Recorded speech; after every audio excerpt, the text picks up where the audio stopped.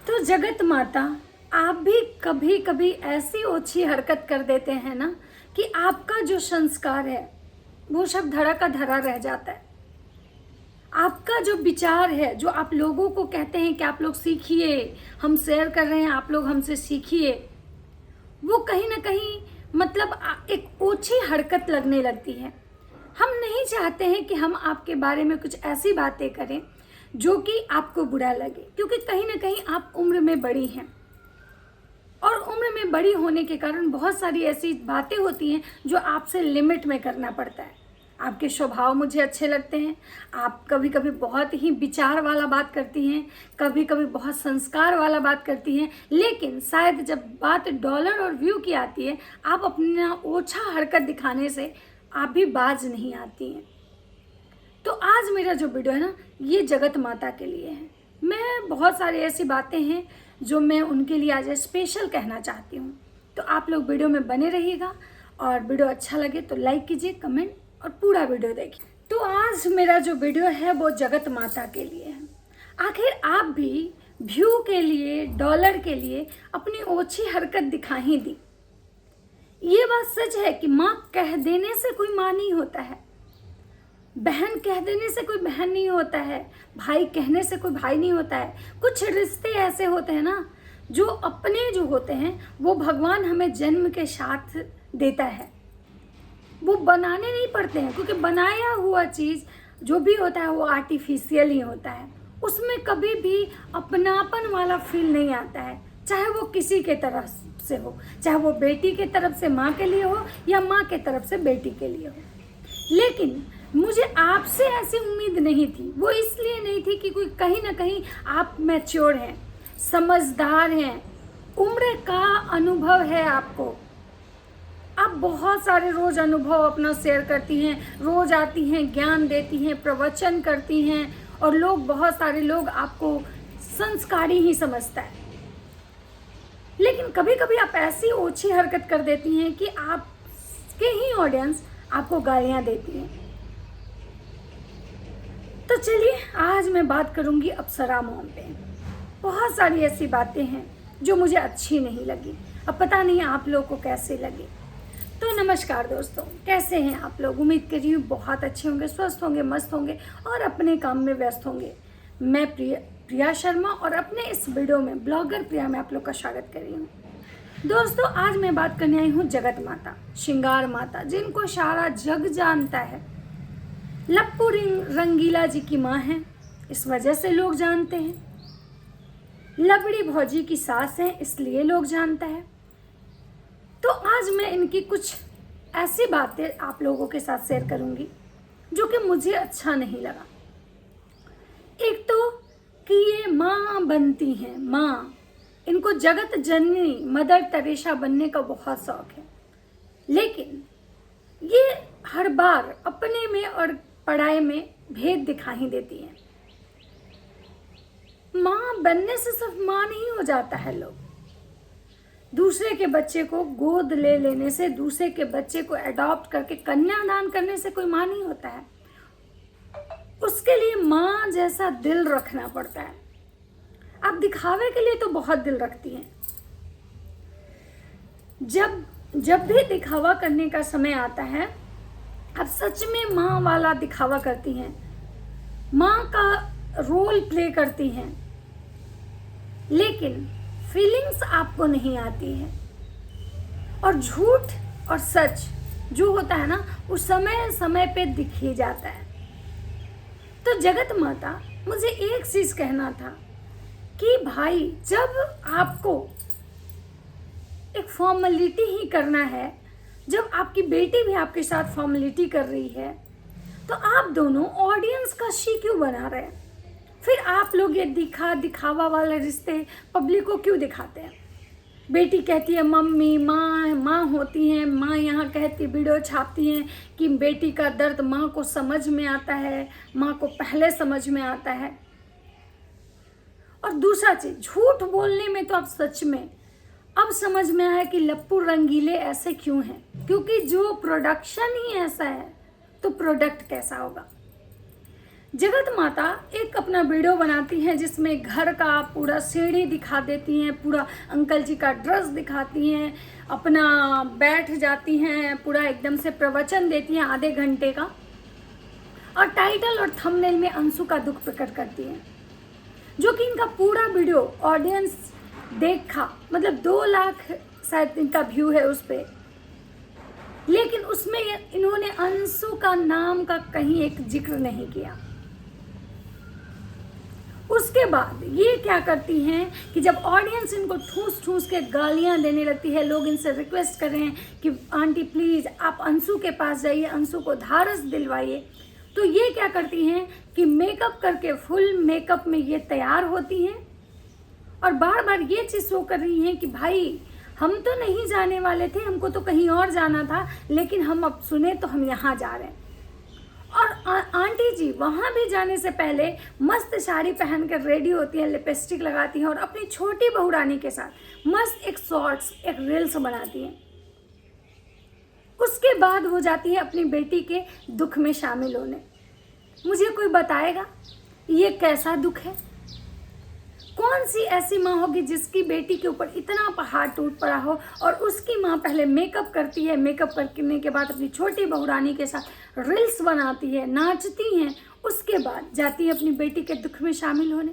Audience उस चीज़ के लिए भी इनको ट्रोल कर रही है, उस चीज़ के लिए भी इनको गालियाँ दे रही है कि कौन ऐसी माँ होती है जो पहले नाच लेती है, पहले जाओ अपनी बेटी के पास जाओ। लेकिन इन लोगों को कोई फ़र्क नहीं पड़ेगा, ये तो फिक्स है, इसलिए क्योंकि आंटी जी को भी पता है कि भाई क्या करेंगे तो व्यू जाएगा। आंटी जी के भी व्यूज़ कम ही चल रहे थे, डाउन चल रहे थे। आंटी जी भी अंशु के दुख का, इमोशन का एक वीडियो चेप के अच्छा खासा व्यू और डॉलर कमाए। इनके छोटे नवाब, जिसको अंशु से इतना ज़्यादा प्रॉब्लम था, अंशु का कभी वो अपना जिक्र भी नहीं करते हैं, लेकिन जब अंशु का मिसकैरेज हुआ तो छोटे नवाब का भी एक वीडियो आता है और ये कहते हुए आता है कि कहीं ना कहीं गलती अंशु की है, और अपनी बीवी को बगल में बिठाते हैं, उसको कुछ बोलने तो देते नहीं है, हमेशा तो वही चपड़ चपड़ बोलते हैं। और उनका होना है कान का ऑपरेशन। अब क्या ही होगा, कान का ऑपरेशन क्या ही होगा, ये है उनके वीडियो। और 3-4 दिन बाद अब वीडियो आएगा जब उनका कान का ऑपरेशन होगा।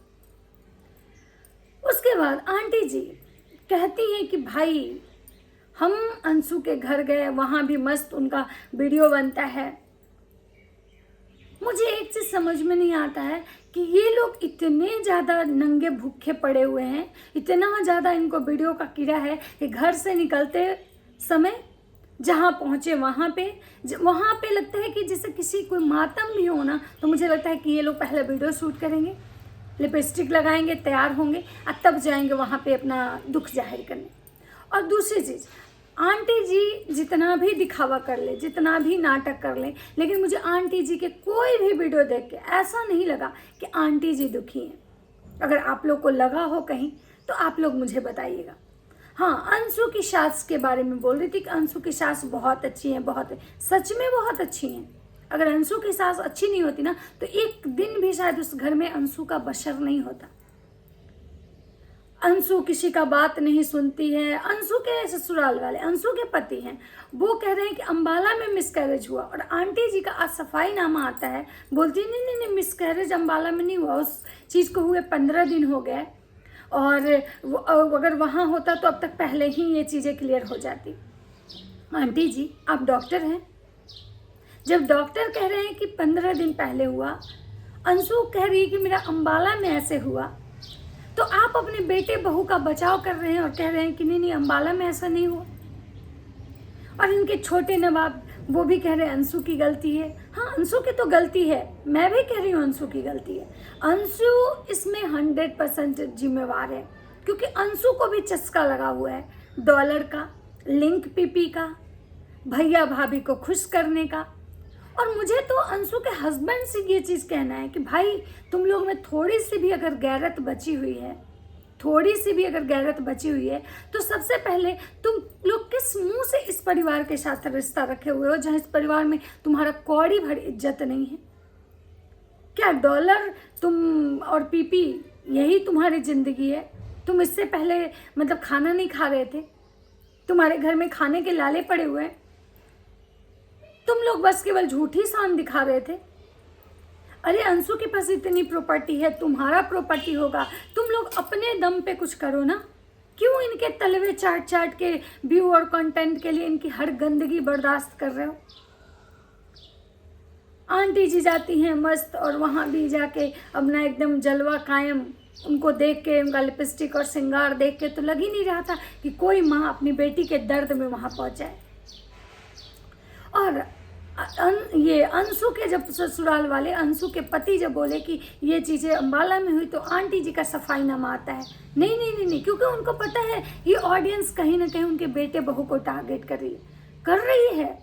क्लियर दिख रहा है आंटी जी कर रही है, क्योंकि आपके बेटे बहू की हरकतें ऐसी हैं। आपका छोटा बेटा, चलिए व्यूज़ के लिए ही कम से कम एक 4 शब्द बोला, झूठा ही सही, कंटेंट के लिए ही सही, क्योंकि उसके पास कंटेंट खत्म हो चुका था। आप ही का कहना था कि प्रिंस वीडियो नहीं बना रहे क्योंकि उनके पास कंटेंट खत्म हो चुका है।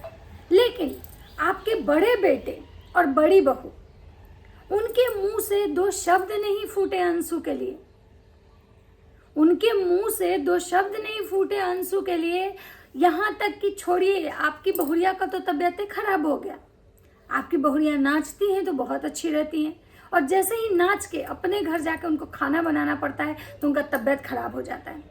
तबीयत खराब होता है, खाना नहीं बना पाती है, लेकिन मेशो का काम जरूर करती हैं, प्रमोशन, वीडियो बनाती हैं, ब्लॉग बनाती हैं। हेलो गाइज, तो काहे करे गाइज, करना पड़ता है गाइज, पैसा के लिए गाइज।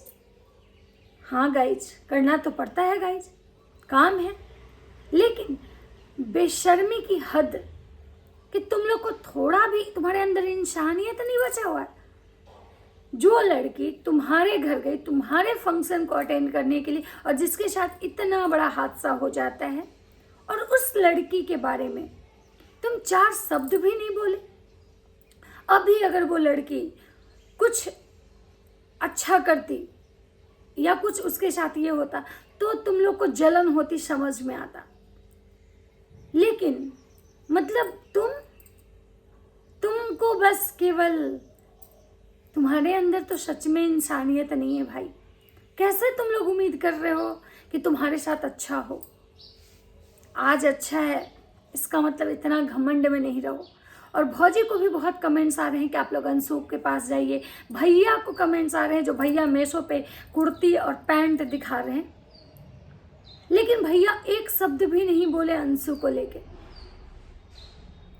अंशु तुम्हारे लिए बहुत बड़ा तमाचा है, लेकिन तुम नहीं सुधरोगी, ये भी हमको पता है। अगर तुमको सुधरना रहता है तो इंसान जीवन में एक बार ठोकर खाता है तो सुधरता है। तुम दोबारा ठोकर खाई। तुम्हारा अम्बाला में जब तुम गई, तुमको एक बार बेइज्जत करके निकाला गया, उसके बाद तुमको अपने मतलब बीवी के आगे झुका के माफ़ी मंगवाया गया, लेकिन तब भी तुम में कोई सुधार नहीं है। और तीसरा बार तब भी तुम मुँह उठा के अम्बाला चली गई। और देखो अम्बाला जाने के नतीजे, और अम्बाला के लोग जो हैं वो तुमको कितना इज्जत करते हैं, कितना प्यार देते हैं, वो तुम्हारे सामने है।